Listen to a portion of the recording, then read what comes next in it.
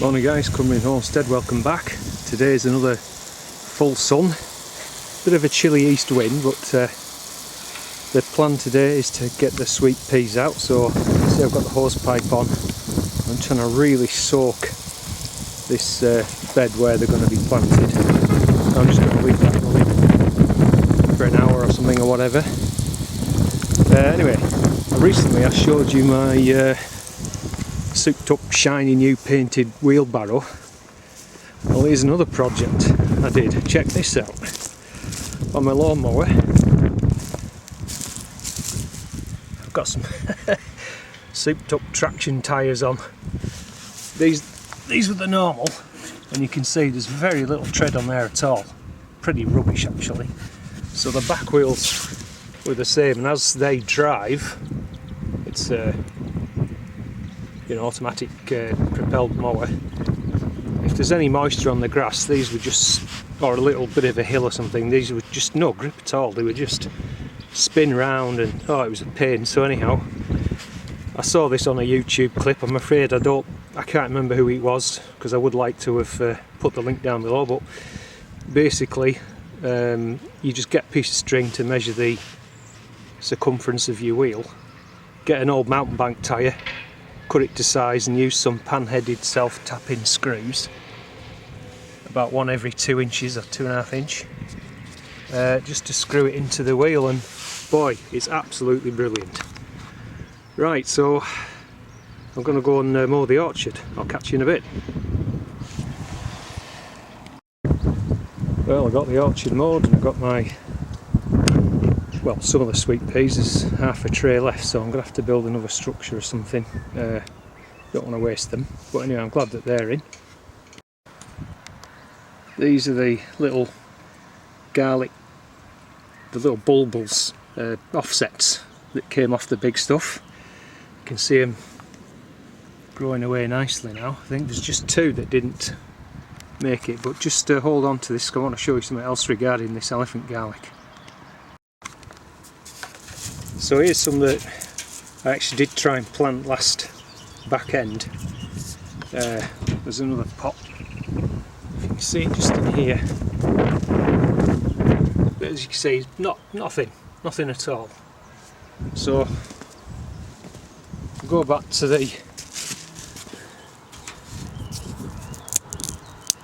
see how that skin's cracking a bit now. I don't know if you can see that. And the inside is, I stood on a couple, and they were totally sound. There was nothing, and it's, so in terms of getting them to germinate, yeah, sprout, whatever word you want to use, by planting them, that's all they ever see. I never seem to get success, but when I leave them under the black plastic, then as you saw those before, they always seem to grow. So there you go. Well, I've started to pot up some of the rootstocks. Unfortunately, I think I made a bit of a catastrophic error. There's 4 I've salvaged there, which I think might be alright. But what I did, I had them in a tub with shavings, and stupidly I didn't drill any drainage holes in the tub, and I think what's happened is I put too much water, and the roots have got waterlogged, and it's killed them. So, as I said, I think they might be alright, so I'm going to give them a chance. And then the other 4, I'm pretty sure they're dead, but I've healed them in just to see if the rootstock's still alive. The scion is definitely dead.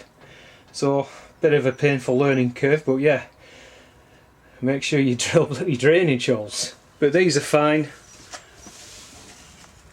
I'm pretty sure I drilled drainage holes in their bucket. So I'm going to get those potted up tomorrow. Well, I've got some seeds chitting here. So on this one, these are cucumbers. I'm not sure whether it's Marketmore or something like that, but there's definitely 3 out of 6 so far. And then these are dwarf French beans, and pretty much that one and maybe that one haven't, but yeah, pretty much every other one is chitted.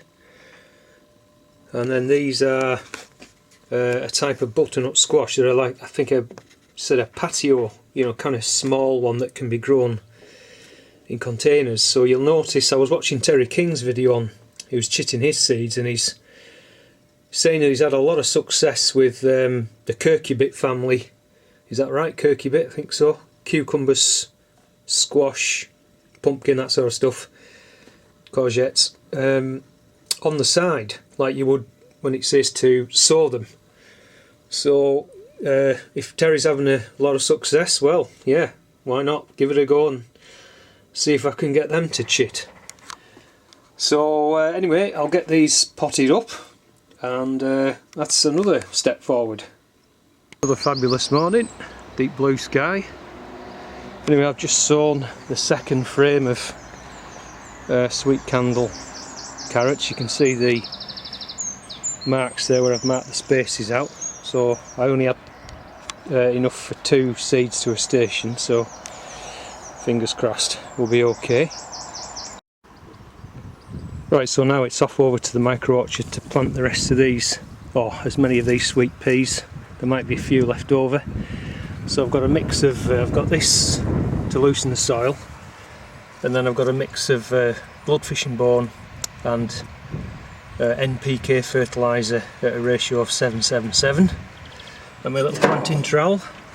So let's get on and do it. I'll take you with me. Yeah, so I built this hazel obelisk thing yesterday, and you can see this.